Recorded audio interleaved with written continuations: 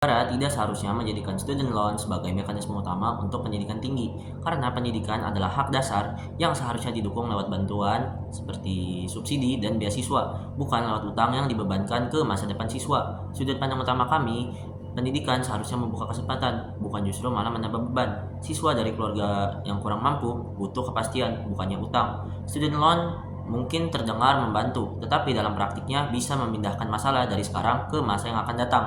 Kalau pendidikan adalah hak, mengapa pintu masuknya harus berupa utang? Kami pihak oposisi dengan tegas menentang hal tersebut. Student loan adalah pinjaman untuk biaya pendidikan yang harus dibayar kembali setelah lulus. Sedangkan adopsi mekanisme, maksudnya negara menjadikan skema ini sebagai salah satu kebijakan resmi. Maka dari itu kami menolak penerapan student loan karena dampaknya lebih banyak mudarat daripada manfaat. Prinsip utama kami jelas, negara harus membuat pendidikan lebih terjangkau tanpa memindahkan risiko finansial kepada siswa. Nilai yang kami pegang, keadilan sosial, perlindungan terhadap kelompok yang rentan, akses pendidikan yang nyata, dan masa depan anak muda yang tidak dibebani utang sejak awal. Masuk ke argumen pertama kami, student loan bukan akses yang benar-benar adil. Student loan terlihat seperti solusi akses, tetapi sebenarnya tetap membebani siswa miskin dengan utang. Orang yang paling sulit membayar biaya kuliah justru adalah orang yang paling takut untuk mengambil utang. Jadi skema ini tidak otomatis membuat pendidikan lebih mudah untuk dijangkau. Ia hanya memberi kesempatan bagi orang yang berani menanggung risiko finansial, bukan untuk semua orang secara setara. Misalnya ada dua siswa sama-sama ingin kuliah. Siswa pertama punya keluarga yang bisa membantu kalau terjadi masalah. Siswa kedua tidak punya cadangan apapun. Siswa kedua akan jauh lebih takut untuk mengambil student loan karena ia tahu utang itu harus tetap dibayar walaupun nanti kondisi kerjanya belum tentu stabil. Jadi student loan tidak benar-benar demokratis. Ia tampak terbuka, tetapi pada praktiknya lebih aman bagi orang yang sudah punya dukungan ekonomi. Masuk ke argumen kedua kami, student loan mengubah pendidikan dari hak menjadi beban. Pendidikan seharusnya diperlakukan sebagai hak sosial, bukan sebagai produk yang dibeli dengan utang. Kalau siswa masuk kuliah lewat utang, maka sejak awal pendidikan sudah dibayangkan rasa takut. Takut gagal lulus, takut susah kerja, takut tak mampu untuk membayar cicilan. Ini menggeser makna pendidikan dari ruang untuk tumbuh menjadi ruang tekanan finansial.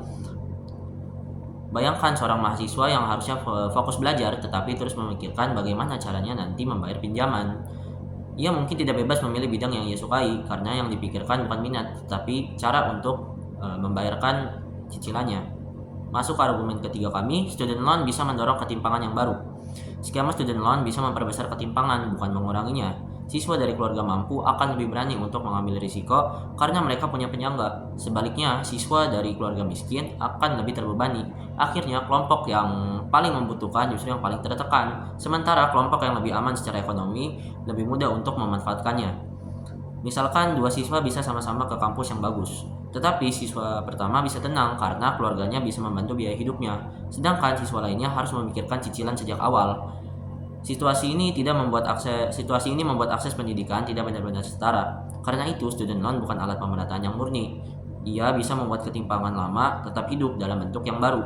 Masuk ke argumen keempat kami, student loan membuat tekanan mental dan membatasi pilihan hidup. Utang pendidikan bisa menekan mental siswa dan memaksa mereka mengambil pilihan hidup yang tidak mereka inginkan. Saat ada kewajiban membayar pinjaman, lulusan baru bisa merasa harus cepat bekerja dan cepat menghasilkan uang. Akibatnya, mereka tidak bebas untuk memilih jalur karir, bidang studi lanjut, atau pekerjaan sesuai minat dan bakat.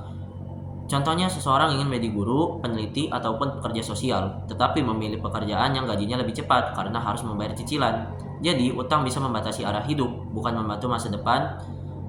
Maka student loan bukan hanya beban finansial, tetapi juga beban psikologis dan pembatas kebebasan hidup. Mengapa beasiswa dan subsidi lebih baik daripada student loan? Pertama, beasiswa dan subsidi tidak menciptakan utang. Kedua, bantuan langsung lebih aman bagi siswa miskin. Ketiga, negara seharusnya memperluas bantuan, bukan memindahkan beban ke individu. Keempat, kalau beasiswa belum cukup, solusi yang benar adalah memperluas dan memperbanyak beasiswa, bukan menggantinya dengan pinjaman. Kalau masalahnya adalah biaya pendidikan yang terlalu tinggi, maka jawaban yang paling tepat adalah menurunkan hambatan, bukan menambah kewajiban baru setelah lulus. Kami akan membantah beberapa pernyataan pro di sini. Menurut pro, student loan mendemokratisasi pendidikan.